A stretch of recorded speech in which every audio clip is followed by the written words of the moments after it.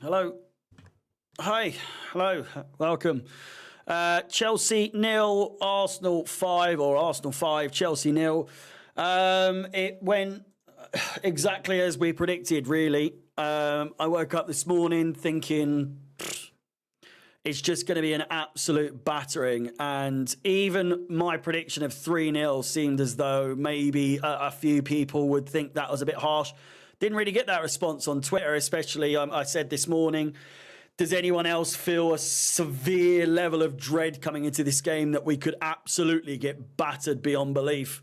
And I was expecting a few other people to be like, well, have some positivity, have some hope, have some, belief. No, not a single person combated what I said with any sort of force to suggest that there was anything other than what was going to happen and what did happen. 5-0. My prediction 3-0, I thought, was pushing it maybe a little bit too much. I thought we might get a goal, but I also didn't at the same time because we had no Cole Palmer.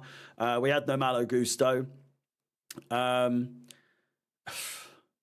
If the boys tried their best, Abdel, then Jesus Christ, we might as well scrap the lot. But yeah, I just think scrap the lot. I've just done a TikTok and I've just basically said what was on my mind there in so many words, and it is the club's finished. The club is finished. The club is absolutely finished. I don't care what process there is. I don't care that, these new players, they've got to get used to playing with each other. We are, brother, we are 32 games into a league season. We played countless League Cup games. We played cup games in the FA Cup. We've played games. We have played games. They're not new to each other. And I know that there is a lack of experience in aspects because we're playing a side that, Gilchrist is playing, but come on. There's a bigger picture here, and that is that none of these players are good. Not a single one of these players, or as a collective, they are not good. The manager is not good. The backroom staff are not good. We are riddled with injuries. There is not a single player, I don't think, that is 100% fit throughout the entire season. I don't think there's a single player on the pitch there today that is 100% fit. I don't think there's a person on the sideline for Chelsea Football Club that has a single idea what they're doing.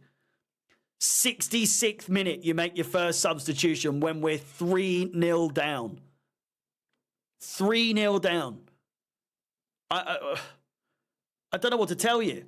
That is outrageously poor man management. Where do we go from here? This is the lowest low of all the lows. I cannot. I don't even think. I just don't even think nothing can be done to change this. There will be no comunicado oficial. There'll be no official communication. There'll be no club statement. There will be nothing. It will be deafening silence from the board. They will not say anything. They will not address this. There will be no refunds for any of the fans that went there today. Whereas under a Roman Abramovich, first of all, this would never have happened under Roman Abramovich.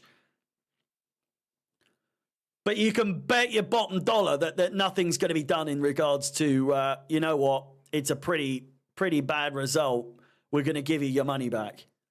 It's going to be, it's going to be smiles in training. It's going to be laughing and joking. It's going to be the boys are back in training, back to, it's only up from here. They're all on their phones. They're all fucking about.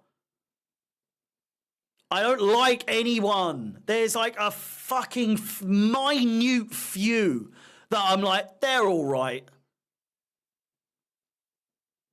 But for the most part, the fucking squad is putrid. I don't like a single one of these players. There's no vibe to suggest that there's anyone that cares. Apart from Thiago Silva maybe Conor Gallagher, but even then, I think his patience is wearing thin. It's not evident that any of the players really care anymore, but Thiago Silva, who is going, is the only player that seems to give a fuck. The age aspect, we can't blame it. A team that is one position lower than us, we are the second youngest team in the Premier League. Arsenal are third. They've just beaten us 5-0. Where does the age come into that? And I know we've had injuries all year. We've had injuries all fucking year. This is nothing new. When is the excuse gonna, like Cole Palmer being out? It's a big blow, but again, this isn't a disrespect to him because it's not meant in that sense of the word. But he would have done nothing to change the result here today. He might have bagged a goal. He might have got an assist. He might have done something, but they were going to beat us today. Come rain or shine, it doesn't matter what happened today. We were never, ever going to win or draw this game. It was always written in the stars. It was written. The result was there for all to see before the ball had even been played for the first kick of the game. I just don't see. I do not see. If this was if this was Roman Abramovich, he wouldn't have been manager for the last 3 months. He would have been gone ages ago. But the same premise, the same thing applies to here, is that he would be sacked immediately. There would be official communication tonight, not tomorrow morning. Something would be addressed. This wouldn't go under the radar. It wouldn't be quiet. And the fact of the matter is, 5-0 against Arsenal, no matter how bad we are, we're not now, but we still had a route to Europe. We fucked it against City. We still had a route to Europe here. We had a game in hand. We don't have that game in hand anymore. I don't think, anyway. Not that it matters. We've now played the same amount of games as Man United and Newcastle. We've still got to play Tottenham. We've still got to play Brighton. We've still got to play Aston Villa. We've still got to play West Ham. We've still got to play Nottingham Forest, who I think will probably beat us some way or somehow. There is no feasible way you come back from the fans' point of view. There's no feasible way you come back from losing 5-0 to Arsenal. It just doesn't happen. It's never happened. The fans will never forget this. Whatever process there was, whatever trust the process there was, it's never, ever going to work. The fans are gone now. They've been gone. We've been gone for a while. We've not trusted in Pochettino for a while. There comes times where, we go through rough patches and then it's, we have this run where we've drawn against City, we've won against United, we beat Newcastle, but we drew to Sheffield United and Burnley. Then you start to think, well, we are unbeaten, but then to lose our unbeaten run 2 games in a row, the FA Cup doesn't really count in terms of the unbeaten run. Obviously, it's in the league, but to go our 7 or 8 games unbeaten and then lose 5 fucking 0 to Arsenal. It's unforgivable. No matter what team we had out, the fans, there's no trust. If Pochettino starts as our manager next season, I fear that the hostility, and he's just being interviewed now, the hostility at Stamford Bridge, it's going to be rife. It's probably been rife at times, but it's going to be absolutely outrageous all of next season until he's gone. It's not totally down to him today. I would argue majority of it is in terms of the choice to start Gilchrist over either a back 3 or start Chalobah and Disasi at the same time. Maybe go with a back 4 of Disasi at the right or Chalobah at the right. There was an option there. If you're worried about Chalobah getting injured, why? I don't know. The season's over. We had so many better options in that regard. We could have played Chukwuemeka over an absolutely battered Enzo Fernandez, who cannot string a pass together. He can't shoot. He can't finish to save his life. But we had Carney Chukwuemeka on the bench. Why didn't we start him?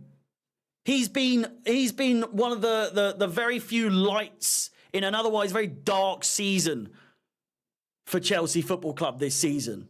When he has played, when he hasn't been injured, because he's one of the ones that has been injured this season. Why wouldn't you start him, but you start Alfie Gilchrist? Why? That doesn't make any sense. If you're doing it for one, why wouldn't you do it for another? Fernandez isn't 100% fit. He needs surgery. Why would you start Fernandez? I just don't understand. There's so many poor decisions from this geezer. I feel like he's entirely out of his depth. I feel like he's entirely overwhelmed with the situation. There's no amount of money that can turn this around now. There is so many players that we're going to have to take a loss on in terms of selling. I don't see there being a way forward for this club without a complete overhaul again, which in turn would mean a new process, a new manager, a new set of players. We're letting players go that are actually decent. Ian Matson seems to be absolutely tearing it up. There's absolutely... There's no direction. There's no way that we're actually going in the right direction. The whole premise of trust the process is I need to see some improvement from time to time. And yes, again, I revert back to we had 8 games unbeaten. But you look at it and it's like, yeah, but we could have done so much better there. The injuries. Why are we getting so many injuries? Why has nothing been addressed as to why the injuries are as poor, as rife as they are? Why is the fitness so bad? Why are people going off sick? When have you ever heard that apart from a couple of years ago during that whole situation? I can't say what it is, I don't think, without getting demonetized, but you know what I'm saying. No, we've had Sanchez, we've had Chilwell, we've had Sterling, we've now had fucking Cole Palmer out sick. What footballer is off sick? I've never heard of one maybe per season. It's like, oh, someone's got they've been throwing up or whatever. 4 in a month. Are you taking the piss? I just don't understand it. I do not understand. I think that's the most confusing part of this whole season is the injuries and the and just illness. What are they sick with? I don't understand what's the situation? Why are we never hearing of what the situation is? Why are we never being told? It's not like you're going to be, it's not like it's a knee injury and you don't necessarily want to let slip what the injury is, but in case a team was just like, okay, let's target that. If someone's got the shits, they're not going to be like, okay, make sure you fucking elbow him in the stomach, make him cack himself. It's not that. Like, what are you hiding? What are you hiding? What is the process as well? It's still an absolute mystery to me what the process is. Because nothing is working, and you can keep blaming the injuries until you're fucking blue in the face. It doesn't make a blind bit of difference. Whatever shit he throws at the wall doesn't seem to stick. It doesn't seem to work. 5-0 against Arsenal is embarrassing. He's never beaten Arsenal, whether it was for Southampton or whether it was for Tottenham.